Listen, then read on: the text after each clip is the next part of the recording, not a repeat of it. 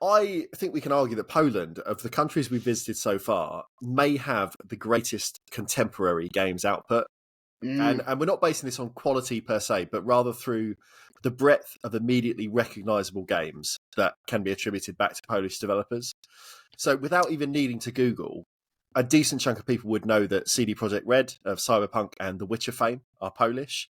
A smaller handful would probably know that Techland, who are responsible for Dead Island, for Dying Light, for Call of Juarez, they're all Polish as well.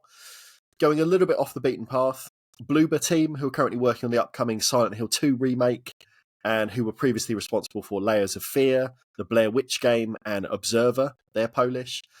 And outside of these bigger names, though, casting an eye over a list of notable games developed in Poland, there are so many AA and indie titles that I had no idea were developed in the country. So you've got simulation hits on the PC like House Flipper or Car Mechanic Simulator, both Polish. Yeah.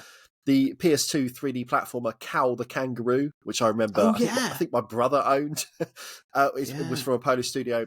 Early entries in what we now call the boomer shooter genre, like Bulletstorm, Painkiller, the Shadow Warrior reboots, Project Warlock, all Polish developers.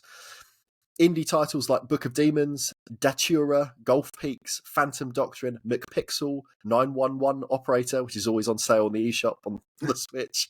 And again, there's loads more, all Polish. And there's a whole range as well of blink and you'll miss them big publisher efforts that ended up straight in bargain bins months after release, like the Square Enix-backed Outriders, the Nordic Games published Deadfall Adventures, the quite recent Focus Entertainment's Evil West, all Polish games that, released to very little fanfare and didn't make much of a ripple. But they're big enough for me to have recognised all these names straight away, just glancing over this list.